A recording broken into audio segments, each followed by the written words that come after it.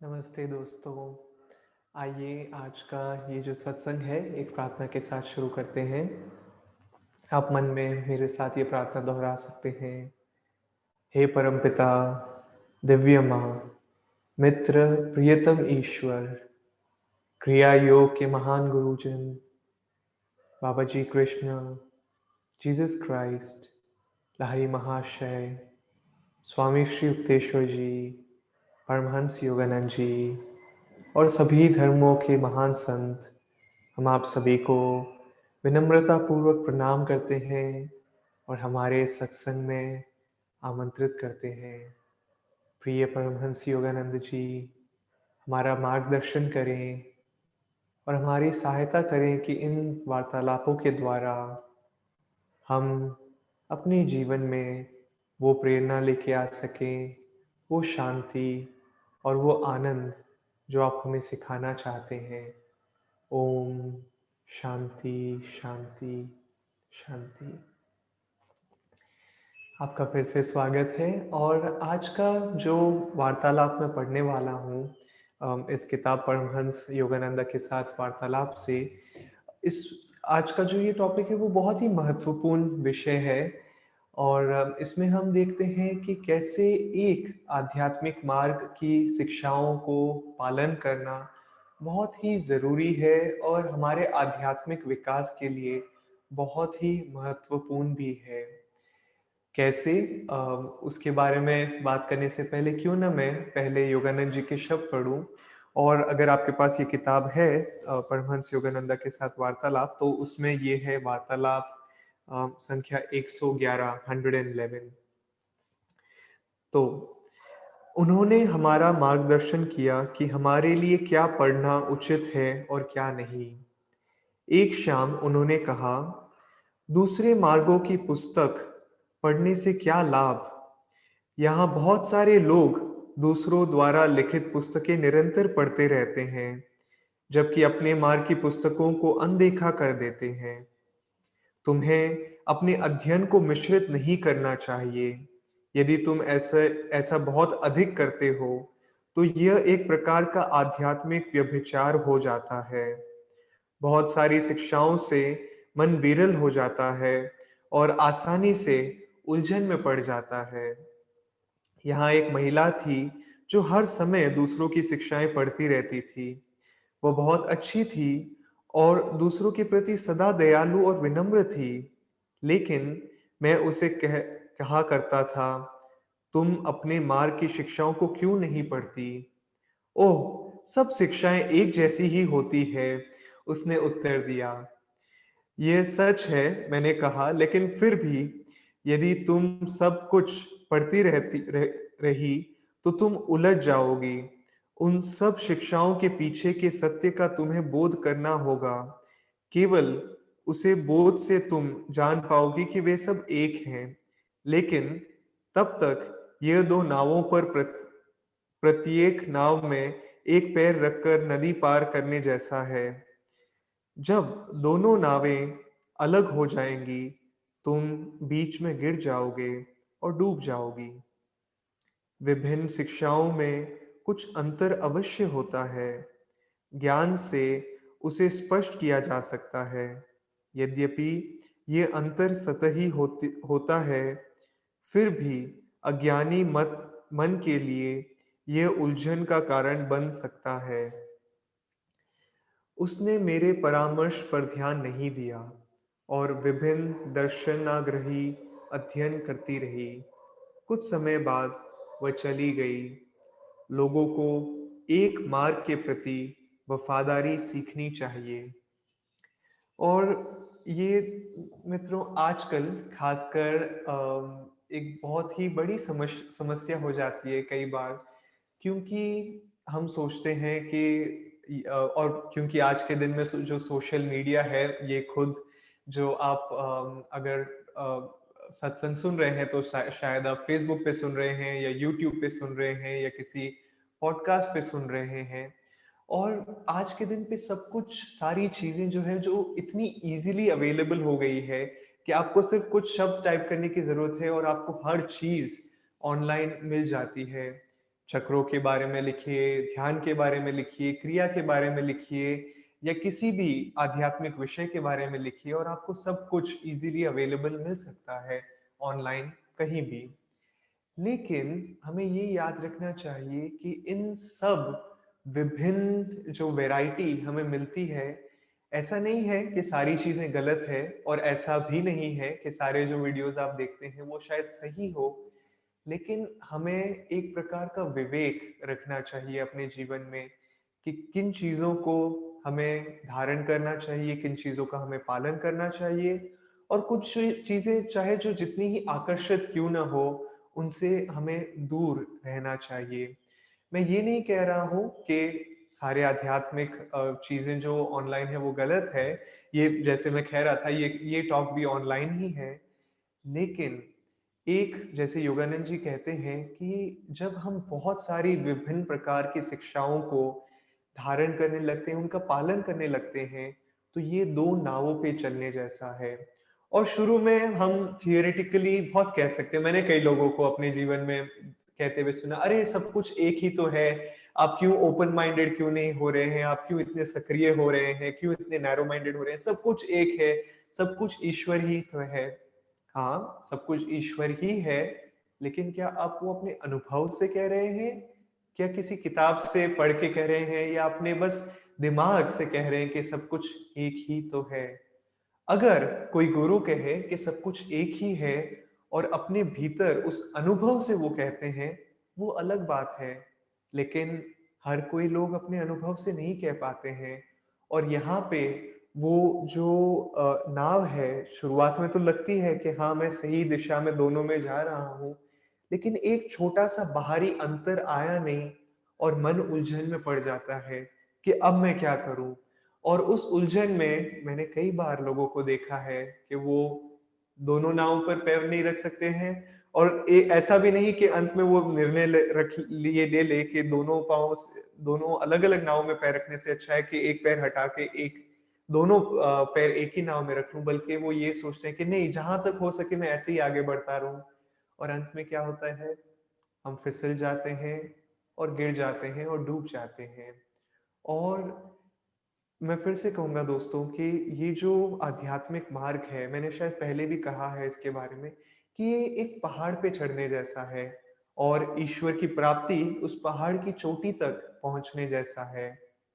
और उस पहाड़ की चोटी के तक हम अलग-अलग रास्तों से पहुँच सकते हैं। हम सामने से जा सकते हैं, पीछे से जा सकते हैं या एक किनारे से जा सकते हैं और ये सारे रास्ते अपने आप में सही है। लेकिन एक बार जब हमने निर्णय ले लिया कि हम इस दिशा में चढ़ने वाले हैं और उसके बाद में हम जब ऊपर चढ़ जाते हैं तो दूसरी तरफ का रास्ता दिखता है एक ऊँचाई से और हम सोचते हैं कि नहीं, मैं उधर से चढ़ना चाहता हूँ या नहीं, मैं इस तरफ से चढ़ना चाहता हूँ। और ऐसे क्या होता है, जब हमारा मन चंचल हो जाता है, विरल हो जाता है, तब हम फिसल जाते हैं और वो जो चोट पहुँचती है, वो बहुत गहरी चोट होती है। शारीरिक रूप से नहीं, लेकिन आध्यात्मिक रूप से और कई समय के लिए हम वापस जो ग्रिप आप कह सकते हैं, वापस वो स्थिरता जो हम आगे बढ़ने के लिए हमें चाहिए थी, उसे वापस लाने में समय लग सकता है। आपने सबने एक योगी की आत्मकथा पढ़ी होगी या कम से कम उसके बारे में सुना तो होगा और उसमें अगर आपने ये कहानी सुनी हो, तो योगानंद जी कई शिष्यों से मिले थे, लहरी महाशय जी के शिष्यों से। उनके माता और पिता खुद लहरी महाशय जी के शिष्य थे।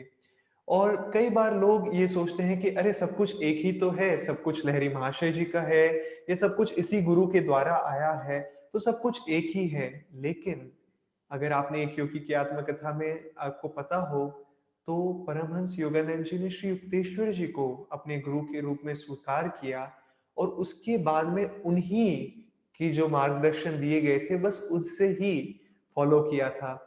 यही नहीं, एक समय आया था जब योगानंद जी आश्रम को युक्तेश्वर जी के आश्रम को छोड़ के सोचने लगे कि ये ज़िम्मेदारियाँ बहुत ज़्यादा है, मैं सब कुछ छोड़ के ईश्वर के मार्ग को बस बस ईश्वर के मार्ग पे चलना चाहता हूँ, मुझे ये बाहरी ज़िम्मेदारियाँ नहीं चाहिए। और उस समय परमहंस योगानंद जी रामगोपाल मजुमदार से मिले, जो भी लहरी महाशय जी के शिष्य थे और योगानंद जी कहते हैं कि वो ईश्वर को प्राप्त कर चुके थे, उन्होंने निर्विकल्प समाधि और वो परम मुक्त थे राम गोपाल मजुमदार। लेकिन फिर भी जब योगानंद जी ने कहा कि आप मुझे ये समाधि का अनुभव दीजिए, ये समाधि का आशीर्वाद दीजिए, तो राम गोपाल मजुमदार के शब्द क्या थे कि ये मेरा स्थान नहीं है तुम्हें ये अनुभव और ये जो आशीर्वाद है वो देने का, वो तुम्हारे गुरु तुम्हें देंगे। और मैं कई बार दोस्तों देखता हूँ लोगों को कि वो कहते हैं अरे क्रिया सब एक ही तो है, मैंने यहाँ पे दीक्षा ले ली, मैंने वहां पे दीक्षा ले ली, मैंने ये कर लिया, या सारे गुरु सब एक ही तो है, मैंने ये कर लिया, मैंने वो कर लिया।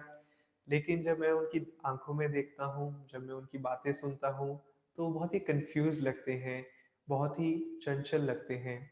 अब यहाँ पे आते हैं एक और सूक्ष्म जगह पे, क्योंकि योगानंद जी तो यहाँ पे कह रहे हैं आप दूसरी शिक्षाओं की किताबें तक मत पढ़िए। तो शुरुआत में खासकर दोस्तों ये बहुत ही ज़रूरी होता है। और शुरुआत का मतलब क्या है? जब तक आप अपने आध्यात्मिक मार्ग पे पूरी तरह से स्थिर नहीं हो जाते, और उसके बाद में भी आप दूसरी किताबों से कभी-कभार थोड़ी बहुत प्रेरणा ले सकते हैं। लेकिन ये कहना कि इस किताब में ये लिखा गया है और इसका मतलब अब मैं इसमें ये प्रैक्टिस करने वाला हूँ, प्रेरणा लेना और शिक्षाओं का पालन करना, इन दोनों में बहुत फ़र्क है। आपने खुद ने शायद अगर ये वेबिनार सुने हो तो मैं कभी-कभार अन्य आध्यात्मिक मार्गों से कहानियाँ बताता हूँ। जैसे मैंने रामकृष्ण परमहंस जी की कोई कहानी बताई होगी या किसी और गुरु की कहानी बताई होगी। बहुत कम बार, लेकिन फिर भी कभी-कभार मैंने शेयर किया होगा। लेकिन वो सिर्फ़ प्रेरणा है। मैंने कभी भी शायद मुझे नहीं लगता कहा है कि ये गुरु ये सिखाते थे तो इसीलिए हमें ये करना चाहिए। क्यों? क्योंकि ये शिक्षाएँ परमहंस योगानंद जी की है जो मैं शेयर कर रहा हूँ। और वो ही नहीं, परमहंस योगानंद जी के शिष्य स्वामी क्रियानंद जी द्वारा शेयर की गई शिक्षाएँ हैं।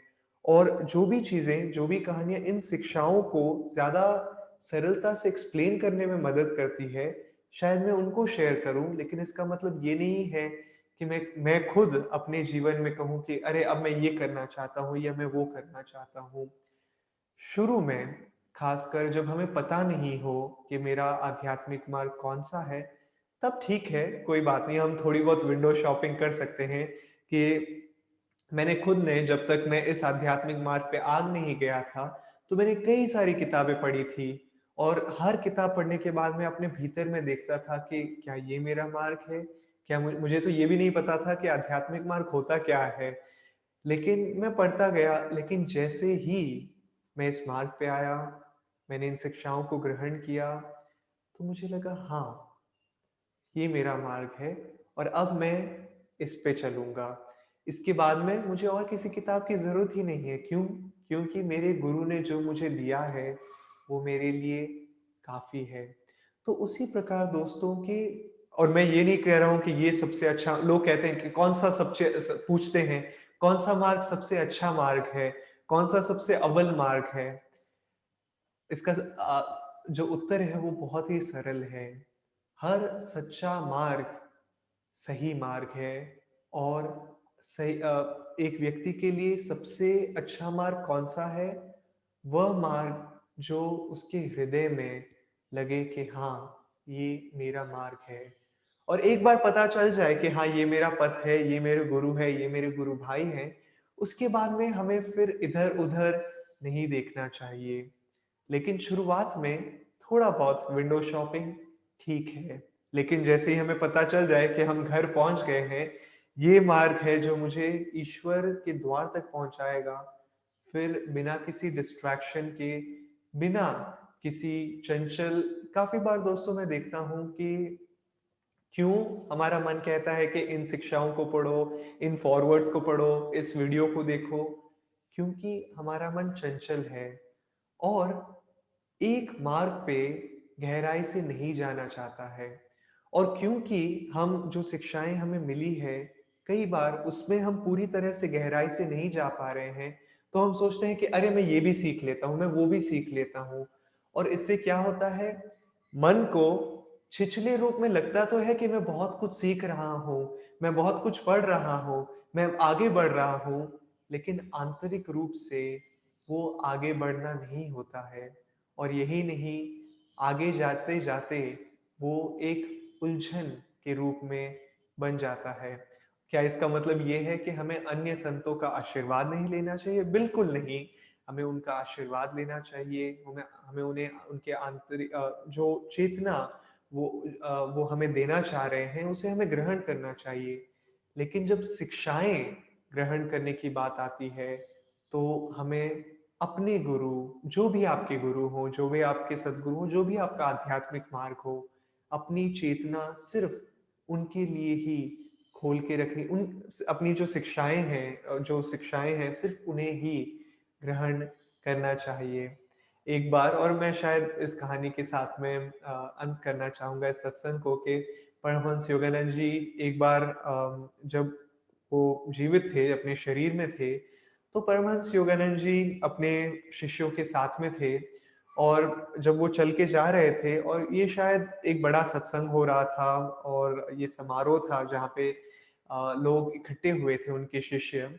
और योगानंद जी के एक शिष्य थे, और मैं ये कहानी इसीलिए बोल रहा हूँ क्योंकि इन जो ये शिष्य थे, उन्होंने खुद ने ये कहानी शेयर की थी।